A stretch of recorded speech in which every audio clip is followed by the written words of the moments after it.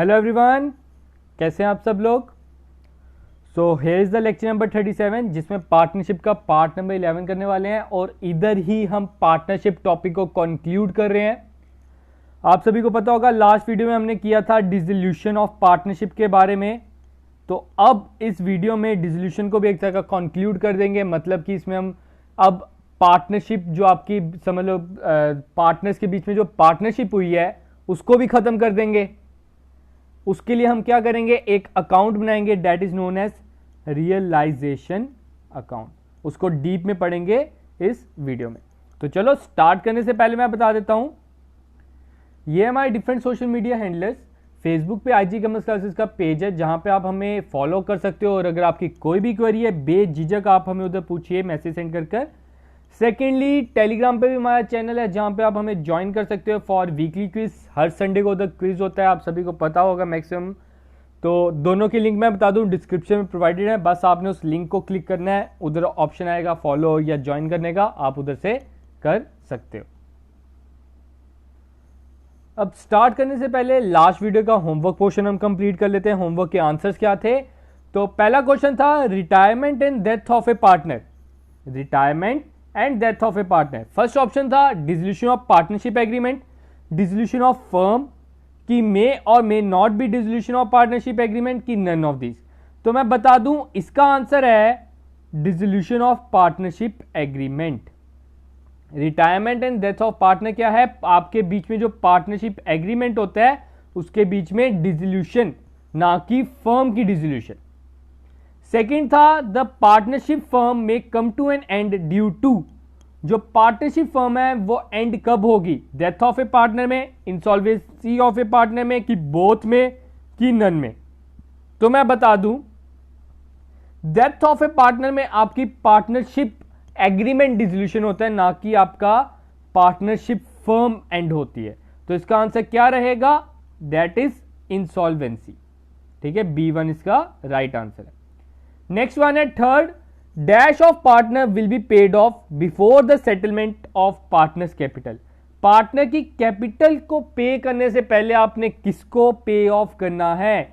हमने आपको last video में बताया था, प्रॉपर सीक्वेंस बताया था। पहला सीक्वेंस क्या है, क्रेडिटर को पे करो भाई, उसके बाद पार्टनर का लोन, नेक्स्ट कैपिटल। कैपिटल हम बाद में देखेंगे। तो उस हिसाब से कैपिटल से पहले हमने पार्टनर का क्या देना है, ऑफ पार्टनर लिखा है, तो पार्टनर का हमने लोन पे करना है, दैट इज C ऑप्शन इसका राइट वन। आगे पढ़ते हैं रियलाइजेशन अकाउंट। आप सभी को फिर से एक बार मैं बता देता हूं, वैसे लास्ट वीडियो में बताया था मैंने कि जो बाकी 3 केसेस हैं that is admission, change in ratio and retirement, उसमें क्या होता है आपकी पार्टनरशिप जो बिजनेस है वो चलता रहता है, सिर्फ और सिर्फ आपके बीच में रिलेशन चेंज होता है। ठीक है, आपके बीच में कोई रेशियो चेंज हो जाएगी, आपके बीच में इकोनॉमिक रिलेशन चेंज होगा, लेकिन डिसोल्यूशन ऑफ फर्म के टाइम पे क्या होगा, आपका बिजनेस ही बंद हो जाएगा, जिस नाम से आप बिजनेस लाते हो वो खत्म हो जाएगा। ये जो केस थे ऊपर 3, इनमें हमने बनाया था रीवैल्यूएशन अकाउंट। इनमें हमने क्या बनाया था, रीवैल्यूएशन अकाउंट। लेकिन डिसोल्यूशन अकाउंट में हमने बनाना है रियलाइजेशन अकाउंट। रियलाइजेशन अकाउंट, अब रियलाइजेशन अकाउंट होता क्या है, नीचे देखिए मैंने सिंपल वर्ड में लिखा है, realization account is a nominal account. ये एक नॉमिनल अकाउंट है, इसमें भी आप इनकम एंड एक्सपेंसेस ही डालते हो, which is prepared at the time of dissolution of firm, जो डिसोल्यूशन ऑफ फर्म के टाइम पे बनाया जाता है। It is prepared to find out profit और loss realised by the firm on its closing और शटिंग डाउन। इसका main मकसद क्या है, आप पता कीजिए आपको प्रॉफिट हो रहा है कि लॉस हो रहा है जब आप अपना बिजनेस क्लोज कर रहे हो या शट डाउन कर रहे हो। ठीक है, तो हमने रीवैल्यूएशन अकाउंट का क्या मेन मकसद था, रीवैल्यूएशन की बात कर रहा हूं। उसमें हमने क्या करना था, हमने पता करना था profit and loss profit and loss due to change in the value of asset, change in the value of assets या लाइबिलिटी, जिसके आपकी जो एसेट्स और लाइबिलिटीज की वैल्यू जो चेंज हो रही है उसका प्रॉफिट एंड लॉस पता करना। लेकिन रियलाइजेशन में हमने पता करना है profit and loss due to closing और शटिंग डाउन। जब आप अपना बिजनेस बंद कर रहे हो, अपने इस काम के लिए आप क्या करोगे, आपने बिजनेस जब बंद करना है ना, आपने क्या करना है, आपके जितने भी एसेट्स हैं, एसेट्स क्या हैं, जिसके आप मालिक हो, जिसके भी आप मालिक हो, उसको आपने बेच देना है, उसको आपने क्या कर देना है, सेल ऑफ, सेल कर देनी है उसकी। सेकेंडली, जो आपकी लाइबिलिटीज हैं उसे क्या करना है, पे ऑफ। वो आपको ऐसे थोड़ी जाने देंगे बिना पेमेंट किए, तो लाइबिलिटीज की आपने क्या करनी है, पेमेंट, एंड एसेट्स की सेल ऑफ करनी है, डिस्पोज ऑफ करना है। ठीक है, जरूरी नहीं है कि आपने एसेट्स को बेचना ही है, यह भी हो सकता है कि कोई फर्नीचर पार्टनर अपने घर ले जाए, उसे बड़ा पसंद हो, तो वो हम उसकी कैपिटल से काट लेंगे। फिर इधर लिखा है the net result will be either profit और loss which is distributed among the partners in their profit sharing ratio. उसमें से जो आपका नेट रिजल्ट निकलेगा, या तो वो प्रॉफिट होगा या तो लॉस होगा, जो हम पार्टनर्स को बांटेंगे उनकी प्रॉफिट शेयरिंग रेशियो में, जो हम पार्टनर्स को बांटेंगे उनकी प्रॉफिट शेयरिंग रेशियो में। अब आगे मैंने आपके लिए फॉर्मेट बना के रखा है रियलाइजेशन अकाउंट का। आपको फॉर्मेट बताने से पहले मैं एक और चीज बताना चाहता हूं। हम पहले ये कर लेते हैं, रिवैल्यूएशन और रियलाइजेशन में डिफरेंस। इन दोनों में डिफरेंस क्या आता है, लिखा है meaning revaluation account is related with the revaluation of assets and reassessment of liability.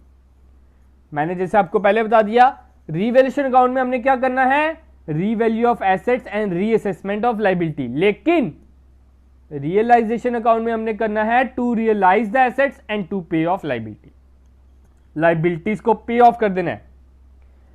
इसका मेन ऑब्जेक्टिव है is to record fluctuating values of assets and liability. जो आपकी एसेट बढ़ गई है उसे रिकॉर्ड करो, जो घट गई है उसे रिकॉर्ड करो। लेकिन इसका मेन पर्पस है to calculate profit and loss after realizing the assets and payment of liability. मतलब एसेट्स को सेल कर कर लायबिलिटी को पे कर कर उधर से प्रॉफिट एंड लॉस पता करो, इसका मेन ऑब्जेक्टिव है। आगे लिखे नीड, ये किस टाइम पे चाहिए, आपसे ये पूछा जा सकता है एमसीक्यू में। रिवैल्यूएशन अकाउंट हमें चाहिए is needed at the time of admission and retirement और death of a partner. Revaluation हमें कब चाहिए, जब एडमिशन हो, रिटायरमेंट हो या चेंज इन रेशो। लेकिन रियलाइजेशन कब चाहिए, सिर्फ और सिर्फ डिसोल्यूशन ऑफ फर्म के टाइम। आगे लिखा है profit and loss calculated in revaluation account is distributed among old partners only. ये सिर्फ और सिर्फ ओल्ड पार्टनर्स को ही दिया जाता है।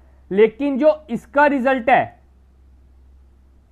वो जो आपके उस टाइम पे पार्टनर्स होंगे उनको दिया जाएगा। अब एक और पॉइंट है, वो मैं इधर लिखना भूल गया हूं, क्या है वो, आपने number of times, number of times जो आपकी लाइफ टाइम में, आपके बिजनेस की लाइफ टाइम में रिवैल्यूएशन अकाउंट मैनी टाइम्स, ये आपका जो रिवैल्यूएशन अकाउंट है आप इसे बड़े टाइम बनाओगे जितनी देर आपका बिजनेस चल रहा है। एडमिट आप बड़ी बार पार्टनर एडमिट हो सकता है, बड़ी बार पार्टनर रिटायर हो सकता है, बड़ी बार आपकी रेशियो चेंज हो सकती है, तो उस टाइम पे आपका रिवैल्यूएशन अकाउंट बनेगा। लेकिन रियलाइजेशन अकाउंट सिर्फ और सिर्फ एक बारी बनेगा in the life time of business. जब रियलाइजेशन अकाउंट बन गया आपका बिजनेस हो गया खत्म, आपकी जो फर्म हो गई खत्म। तो ये भी एमसीक्यू मोस्ट इंपॉर्टेंट है, आपसे पूछा जा सकता है बिजनेस की लाइफ टाइम में रियलाइजेशन अकाउंट कितनी बारी बन सकता है, तो वो एक बारी बन सकता है। रिवैल्यूएशन अकाउंट कितनी बार बन सकता है, मैनी टाइम्स, उससे आप जितनी मर्जी बारी बनाओ। ठीक है,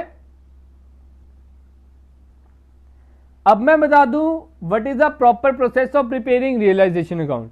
रियलाइजेशन अकाउंट बनाने का प्रॉपर सीक्वेंस, प्रॉपर प्रोसेस क्या है, आपने किसको पहले डेबिट करना है, किसको बाद में क्रेडिट करना है।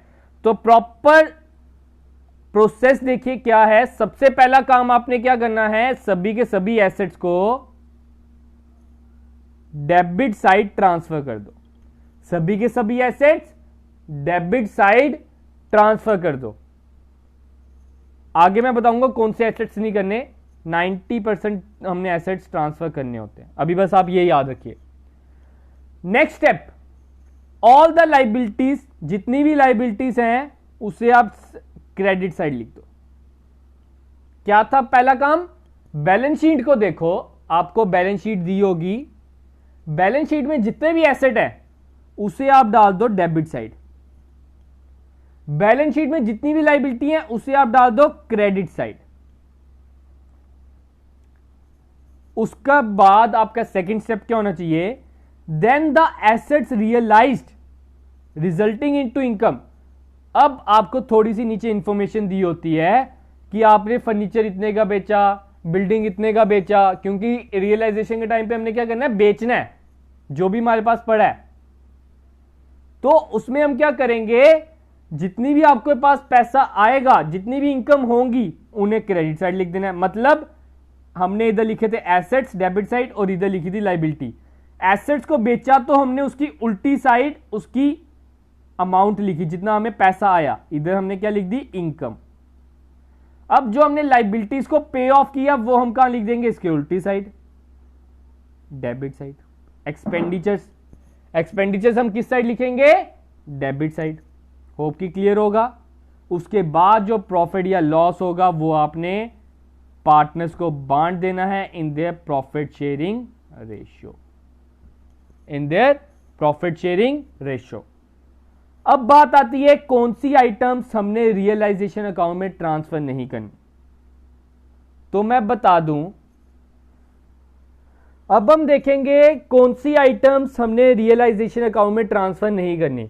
वैसे मैक्सिमम एसेट्स और लाइबिलिटीज हमने ट्रांसफर करनी है, लेकिन कुछ ऐसी हैं जो हमने ट्रांसफर नहीं करनी।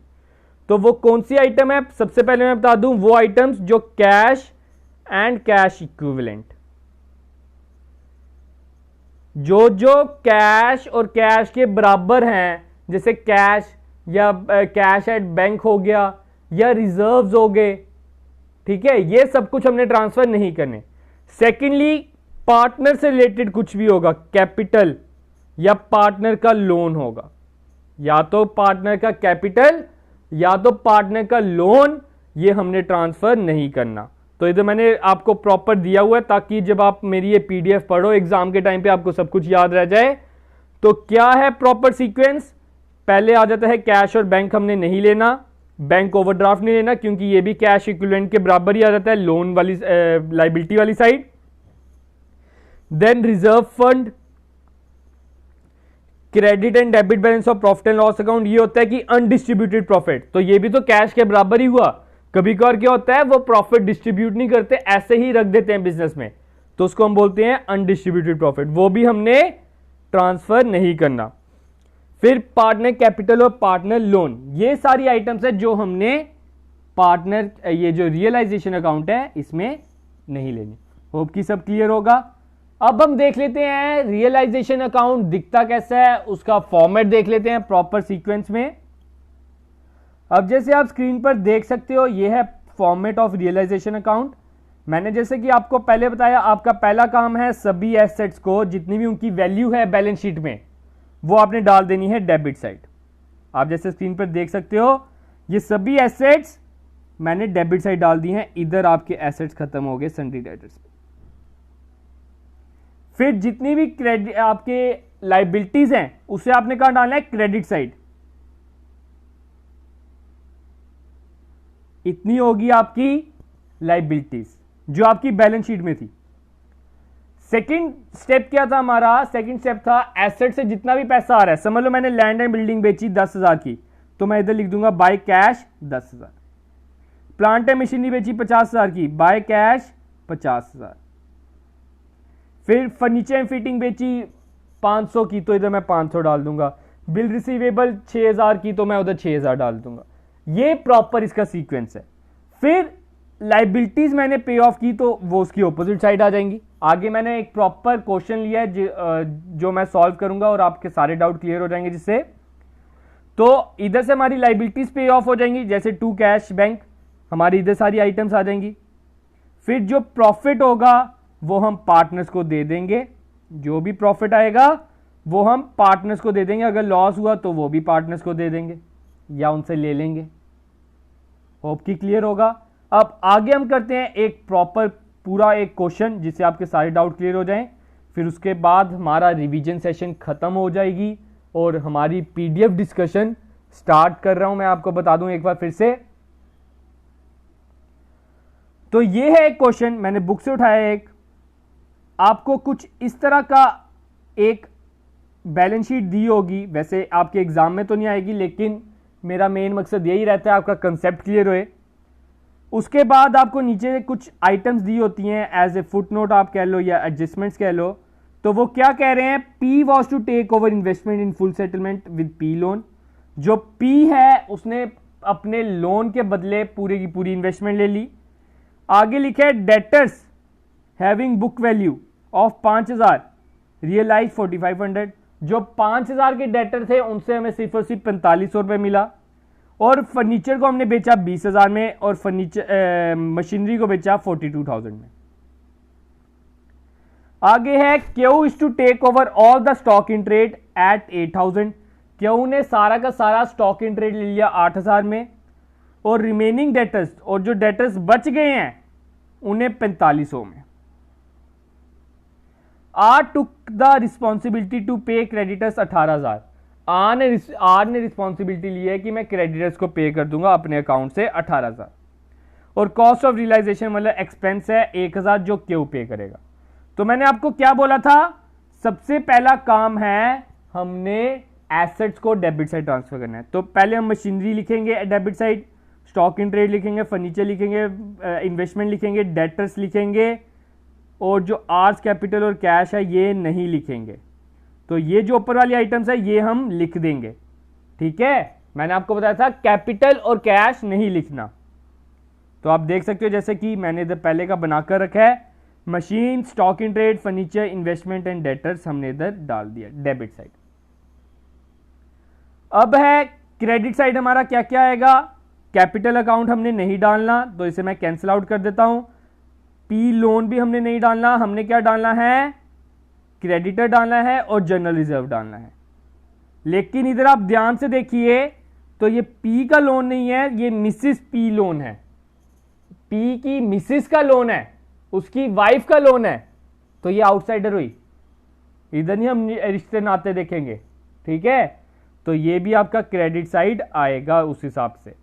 तो आप देख सकते हो इधर मैंने पहले का ट्रांसफर कर दिया है, provision for doubtful debt, P's loan and creditor.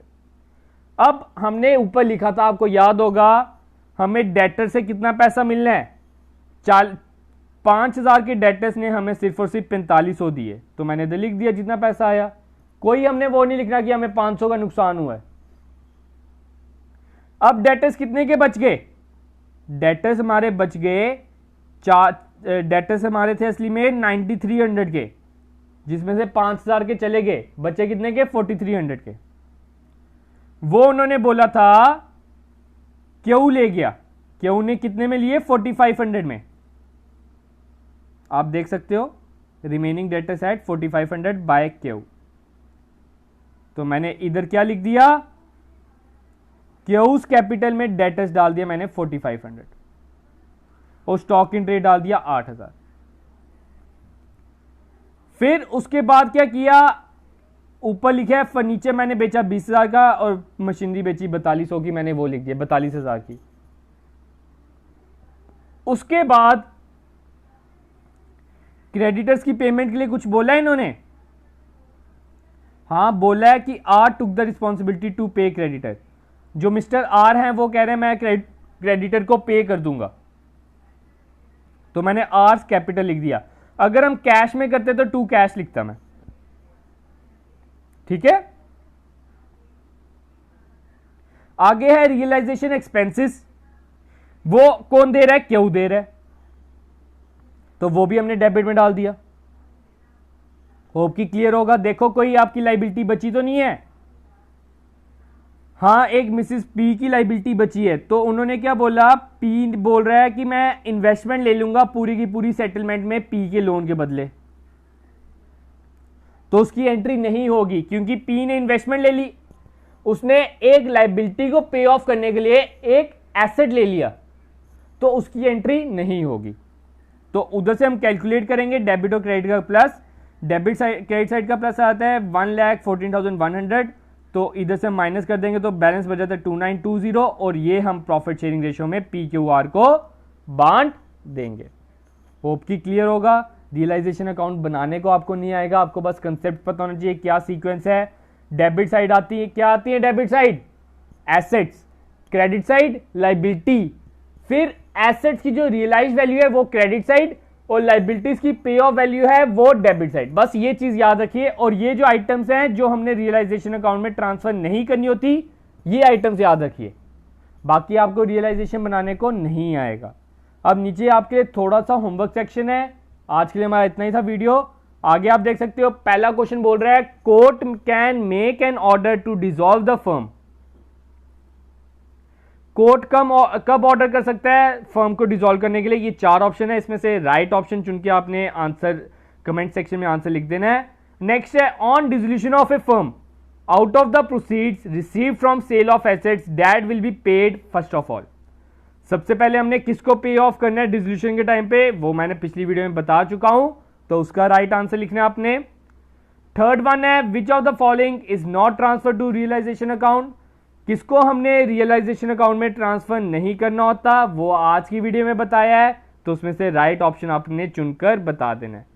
तो आज के लिए हमारी वीडियो इतनी थी, होप कि आप सबने एंजॉय किया होगा। अब हम मिलेंगे आपके साथ पीडीएफ डिस्कशन के साथ। अगर एग्जाम की डेट पोस्टपोन हो जाती है थोड़ी सी, मतलब पोस्टपोन होने के वैसे चांसेस तो लग नहीं रहे, अगर थोड़ी हो भी जाती है तो मैं आपको जो बाकी रिवीजन सेशन में थोड़ी सी वीडियोस और बची होंगी तो मैं वो करा दूंगा, क्योंकि मैं पीडीएफ डिस्कशन इसलिए करा रहा हूं, मैंने आपको पहले वादा किया था कि पीडीएफ डिस्कशन जरूर की जाएगी, इसलिए उस वादे को ध्यान में रखते हुए मैं वो वीडियो लेके आ रहा हूं आपके लिए।